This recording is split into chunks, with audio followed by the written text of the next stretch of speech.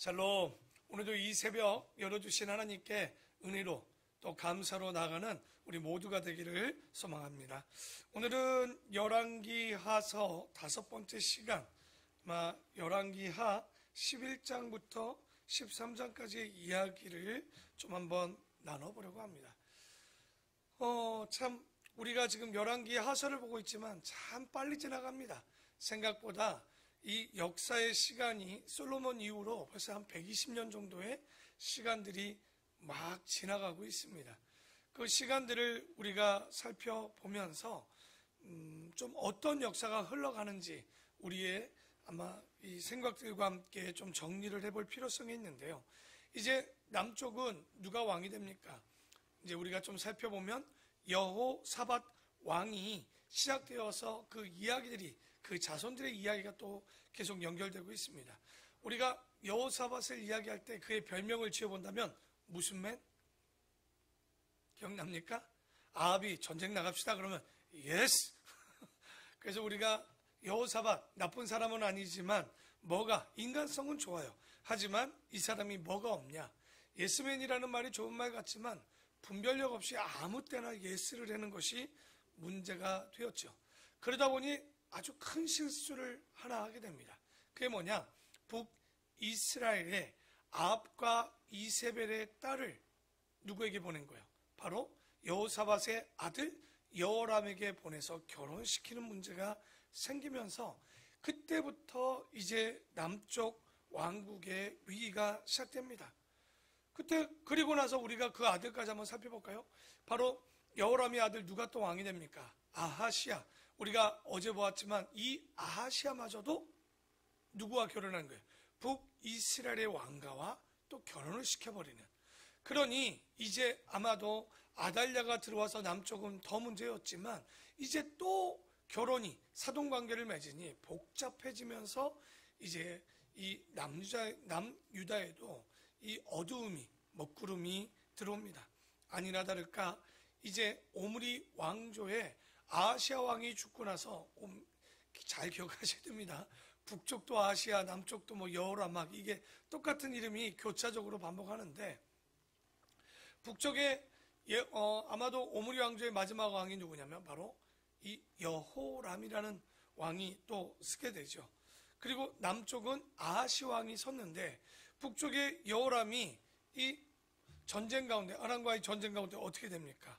이제 상처를 입게 되고, 그래서 남쪽에 있었던 여호람 왕이 북쪽의 아하시 왕에게 어떻게 하죠? 병문안 갔다가 이때 하나님의 사람 누구?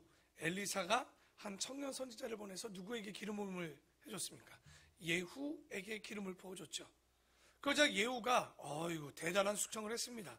정말 오므리 왕조와 관계된 모든 사람들을 다 죽여버렸죠. 당연히 우리가 알고 있는 북쪽의 오므리 왕조의 마지막 우리 여호람도 죽임을 당하고 그의 자녀 70명도 죽임을 당하고 남쪽의 아달랴의 아들이었던 아하시아도 병문안 왔다가 죽게 되고 아하시아의 형제 42명도 죽게 되고 바알의 신상을 섬기던 사람들도 죽게 되고 우리가 어제 본 건요 다 죽이는 얘기만 본 겁니다. 아주 죽이죠. 아주 이래도 죽이고 저래도 죽이고 다 죽는 이야기가 끝났는데 이제 누가 남았어요? 근데 남쪽에 오므리 왕조와 연결된 한 사람이 남았죠. 그게 누구냐? 바로 아합의 딸이었던 아달랴가 남아있는 거예요.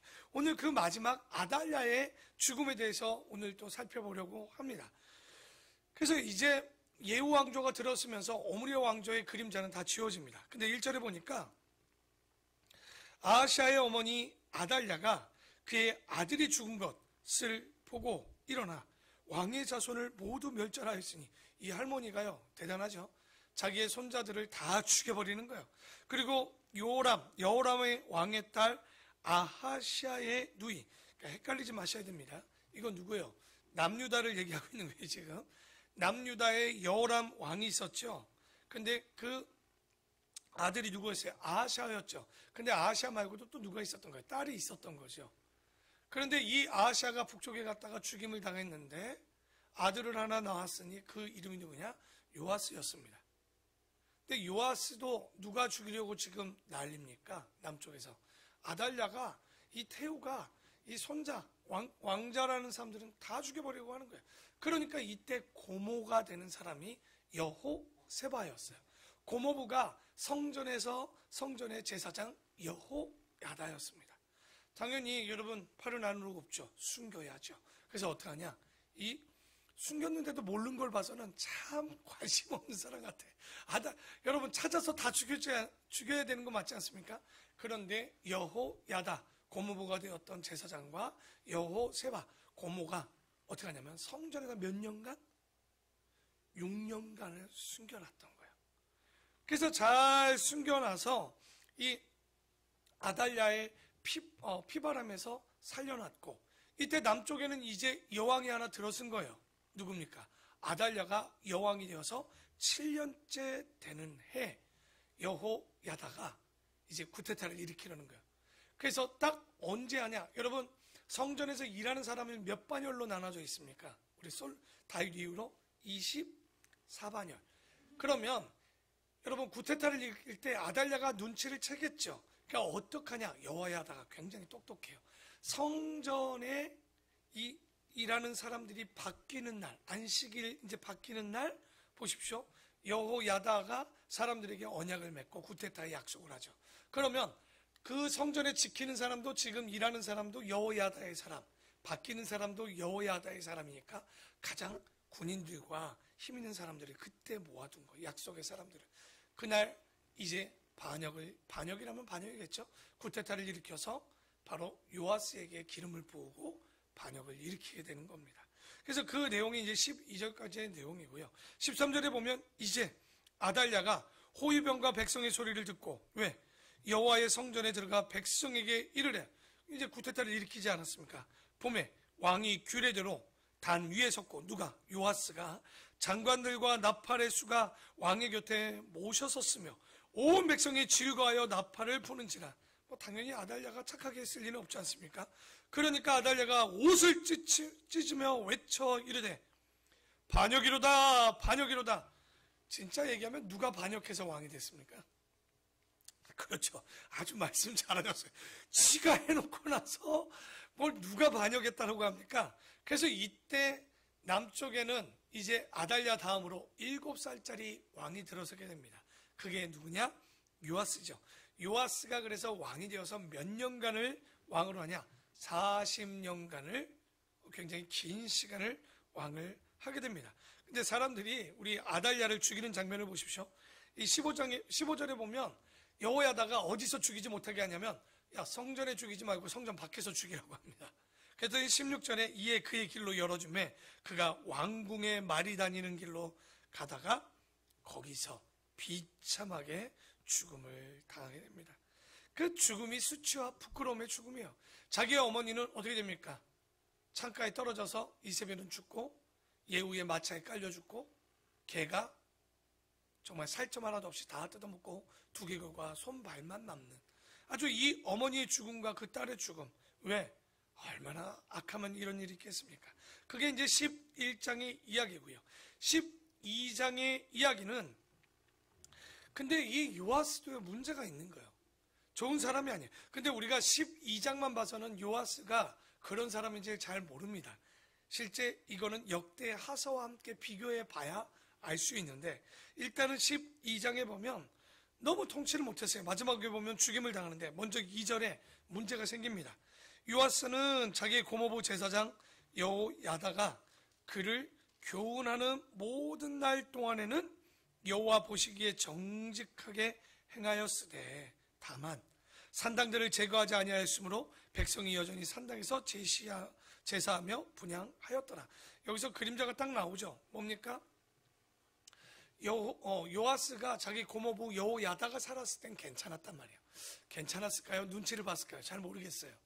근데 그때까지는 괜찮았다라고 나오는데, 문제는 죽고 나니 어긋나는 거예요. 그러면 요아스는 그러면 안 돼요. 원래 요아스는 어떤 사람입니까? 이미 없는 사람이에요. 자기 고모부가 숨겨주지 않았으면, 바르게 교육하지 않았으면 안 되는데, 이게 뭡니까? 은혜를 배은 망덕하게 고모부가 그렇게 숨겨줘서 왕으로 세워줬으면 은혜를 갚아야 되는데 은혜를 여호야다의 가슴에 정말 못을 박는 행동을 하는 거죠. 부모와 같은 역할을 하지 않았겠습니까? 원수를 갚는 행동을 하는 거예요. 그러니까 동물도 은혜를 알고, 여러분요, 동물도요, 자기 먹이 주는 사람은 다 알아요. 그렇지 않습니까? 근데 사람이 배신하는 거예요. 은혜를 원수로 갚는 사람이 누구냐? 요아스입니다. 그게 여기 보면 잘 안 나와요. 근데 어디에 나오냐? 12장 17절 18절 한번 볼까요? 그때 아람왕 하사엘이 올라와서 여러분 기억나죠? 베나다시 죽고 나서 하사엘이 이제 임금이 되죠. 근데 여기도 잘 아십시오. 아람왕 베나다시 죽었는데 좀 뒤에 베나다시 또 나올 거예요. 여러분 기억나죠?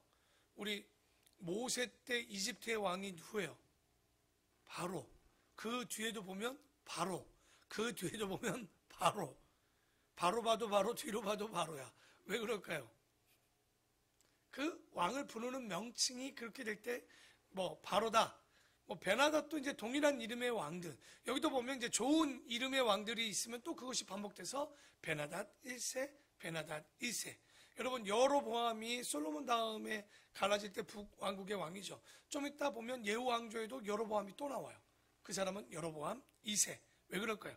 그때처럼 왕권이 강건하기를 원한다. 이런 식으로 이름들이, 그러니까 성경을 혼자 보면 참 복잡하다는 얘기를 좀 하고 싶은 거였죠, 제가. 그래서 어쨌든 여기 봅시다. 그때 아람왕 하사엘이 올라와서 가드를 쳐서 점령하고 예루살렘을 향하여 올라오고자 하므로 이 유다의 왕 요아스가 그의 조상들을 유다왕 여호사밧과 여호람과 아하시아가 구별하여 드린 모든 성물과 자기가 구별하여 드린 성물과, 하나님 앞에 드린 거죠. 성물이라는 얘기는 하나님 앞에 거룩히 구별되어 드렸던 성물과 여호와의 성전 곡간과 왕궁에 있는 금을 다 가져다가 두려우니까 누구에게 갖다 줘버린 거예요? 아람왕 하사엘에게 보냈더니 하사엘이 예루살렘에서 그제서야 떠났다라는 거예요. 근데 이게 문제가 뭡니까? 먼저 누구를 찾았어야 되는 거예요? 당연히 하나님을 먼저 찾고 물었어야 되는데 이 요아스가 묻지도 않고 하사엘이 더 두려워서 성전에 구변되어진 기물이나 혹은 성전에 있는 은금을 갖다 다 바쳐버린 거죠. 그러니까 이런 것들이 문제가 생기는 거예요. 여러분은 여기만 보이죠? 왜 뒤에 아람이 매번 쳐들어올까요? 그리고 그 뒤에 보면 이런 소문들은요, 주변 국가들에게도 많이 났다는 거예요. 이름이. 왜? 성전에 뭐가 많다라고 소문이 났을까요? 은금이 많다는 소문이 난 거예요. 그러니까 툭 하면, 여러분 예수님 때도 보면 이 하사엘을 보면서 엘리사가 눈물을 흘렸을 때 어떤 장면을 보고 눈물을 흘렸죠? 저놈이 아이들과 임신한 여인의 머리를 가른다고 그랬습니까? 여러분 아무리 잔인해도 굳이 임신한 여인의 배를 왜 갈라요? 우리도 옛날에 그런 것들이 있지 않습니까? 귀중한 걸 먹는 거죠. 금을 숨긴 거예요.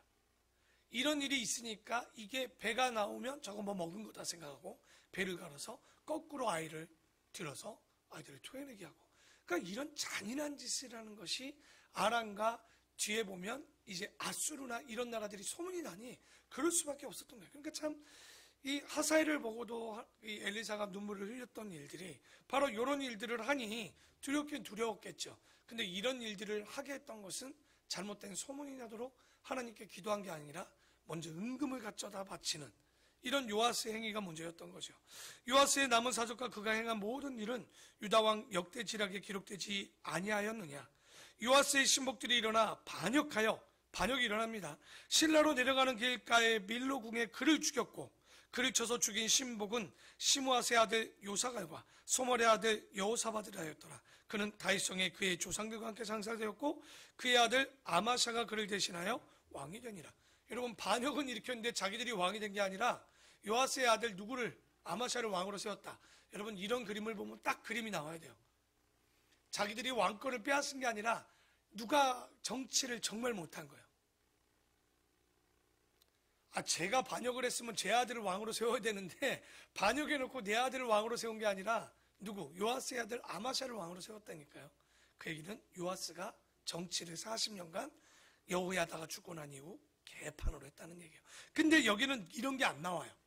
역대하서 21장 20절에 이 여호람의 죽음에 대해서 백성들이 어떻게 느꼈냐라고 나오냐면, 아끼는 자가 없이 세상을 떠났더라.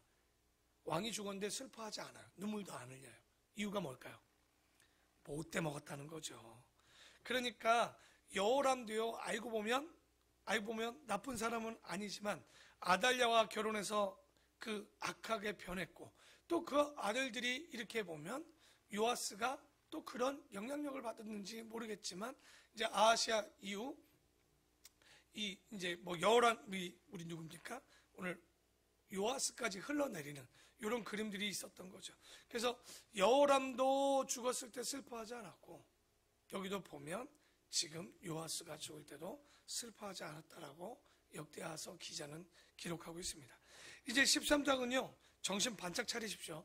지금 우리가 보면 여호람 왕조가 한번 섰다가, 반역으로 바하사 왕조가 섰다가, 오므리 왕조가, 시므리 왕조가 7일 천하를 했다가, 오므리 왕조가 4명의 왕을 지났다가, 그 다음에 누구 왕조가 들어섰습니까? 오므리 왕조가 끝났죠. 누구죠? 예후 왕조가. 지금 북이스라엘의 왕조는요, 왕조가 뭡니까? 김씨 왕조가 들어섰다, 황씨 왕조가 들었다가, 이씨 왕조들, 정신이 없습니다. 이제 1절에 보면 유다의 왕 아하시아의 아들 요아스, 아직은 살아있죠? 제13년, 아직도 27년의 왕권은 남았을 때 예후의 아들, 이제 예후가 죽고 나서 누가 왕이 됩니까? 여호 아하스가 사마리아에서 이스라엘의 왕이 되어 17년간 다스리며, 그러니까 19명의 왕 중에 11번째 왕인데, 여호와 보시기에 그 사람도요, 악을 행하여 이스라엘에게 범죄하게 한 느밧의 아들 누구의 죄를 따라갑니까? 그러니까 이 오므리 왕조를 깨뜨리고 나서 예후 왕조가 했던 일이 뭡니까? 바알을 섬기는 걸 다 쳤단 말이에요. 그리고 뭐를 만들었다고 그랬죠?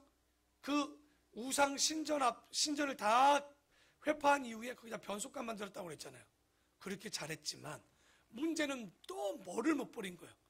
북쪽에서는 느밧의 아들 여로보암의 죄를 떠나지 못했고, 남쪽은 뭘 하지 못했다고 계속 나옵니까? 뭘 제하지 못했다? 산당을 제하지 못했다.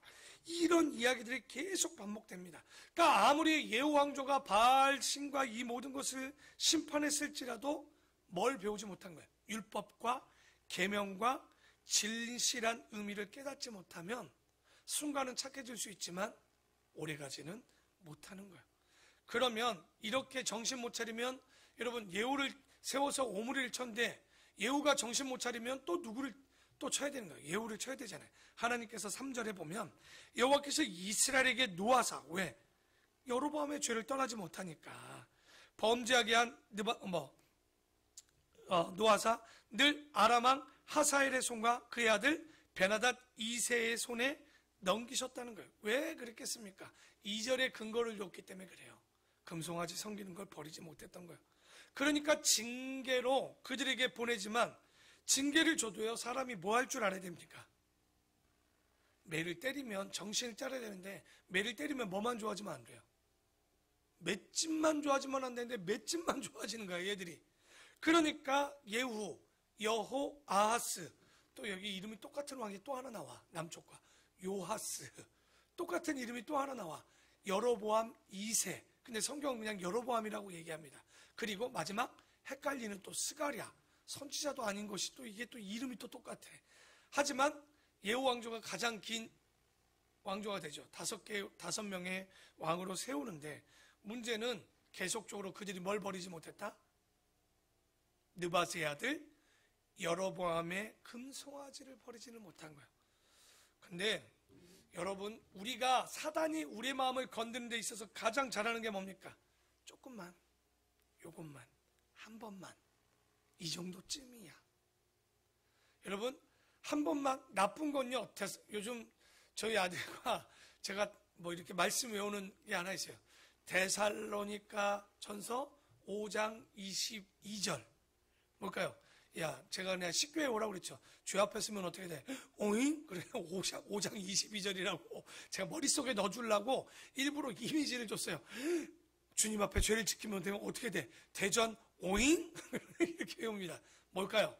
악은 모양이라도 버리는 거예요. 여러분, 죄는요, 어마어마한 죄로 들어오지 않습니다. 작은 모양 하나, 그렇지 않습니까? 내가 이것쯤이야.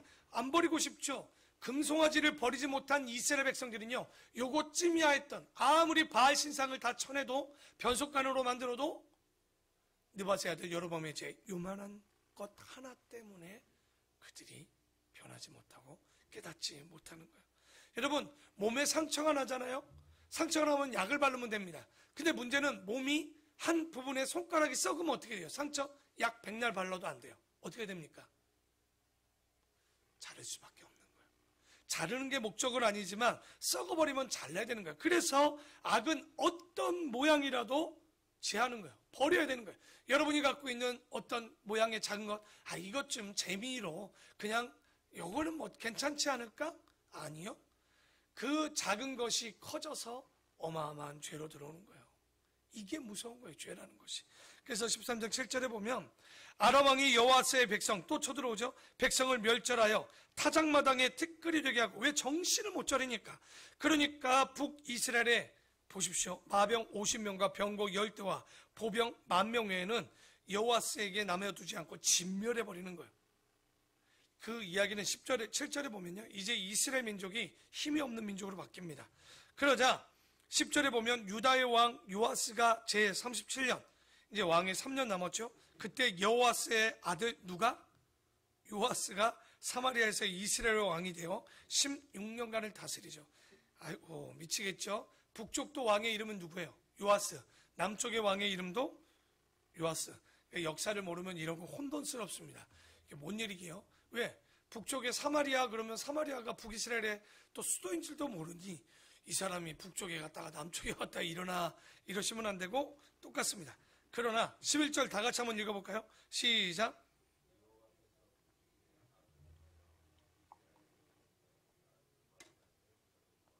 모든 죄에서 떠나지 아니하고 그 가운데 행하였더라. 여러분, 벗어나지 못합니다. 한번 잘못된 제도나 악한 풍습이나 악한 문화나 악한 습관이 한번 들어오잖아요. 이거 잘라내지 않으면요, 여러분 주변에 중독이라는 게 왜 걸립니까? 못 잘라내는 거예요. 한 번쯤 다시 돌아옵니다. 여러분, 우리가 담배 못 끊는 사람이 뭐예요? 너무 힘들어. 한 대로 끝나던가요? 절대 그러지 않습니다. 악은요, 뭐라고요? 모양이라도 지혜라고 나옵니다. 그러니까 북이스라엘이 수백 년간 버리지 못하게 뭡니까? 느밧의 아들 여로보암의 죄를 떠나지 못합니다. 그리고 남유다는 뭐를 버리지 못합니까? 산당을 제하지 못합니다. 레위기 26장 30절에 보면 그 산당을 제하라. 왜? 그 하나님이 싫어하는 일이라고 나옵니다. 민수기 33장 52절에도 보면, 야, 그 땅의 원주민들을 너희 앞에 다 몰아내고 그 새긴 석상과 부어 만든 우상을 다 깨뜨리며 산당을 다 헐라라고 얘기합니다. 근데 제하지 못하죠. 이게 결국 북이스라엘의 패망과 남유당의 패망으로 가는, 왜? 모양 하나 안 버렸다가 제하지 않았다가 결론은 망하는 겁니다. 무서운 줄 알아야 되겠죠.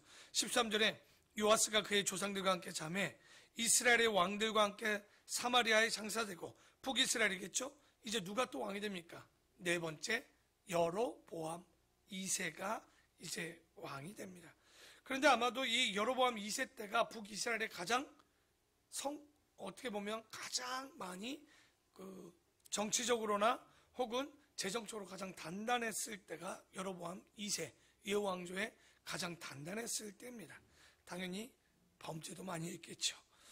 그래서 이제 13절 이후 이제 14절에 보면 누구의 죽음이 나오냐면 엘리사가 죽습니다.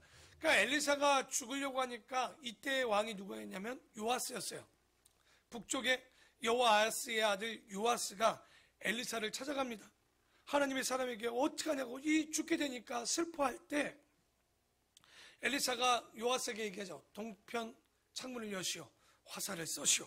화살을 탁 쏘니까 이건 여호와의 구원의 화살입니다.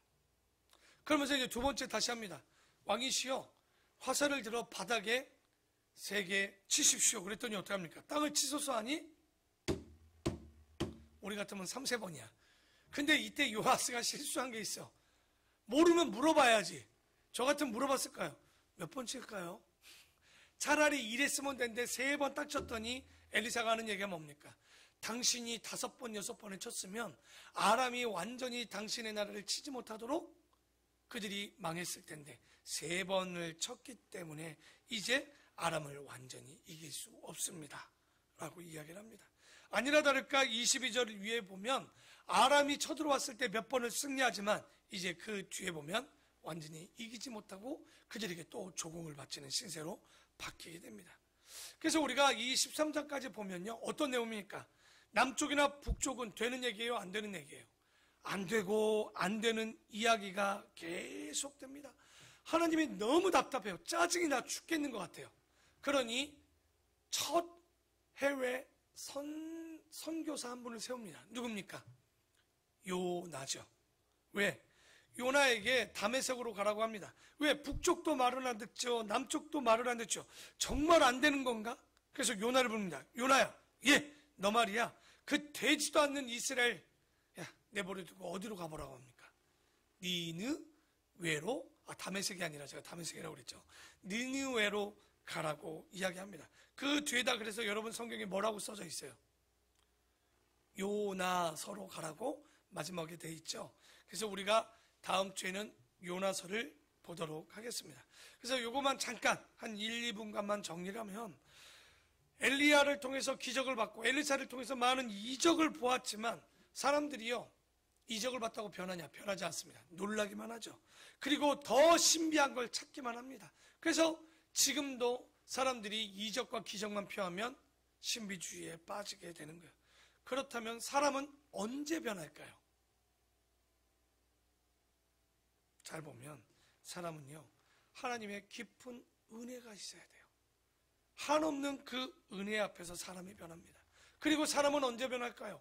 그 깊은 진리 앞에서 변합니다. 출애굽 때 얼마나 많은 기적을 봤습니까? 엘리야 때, 엘리사 때 얼마나 큰 기적을 봤습니까? 하지만 사람들은 변하지 않죠.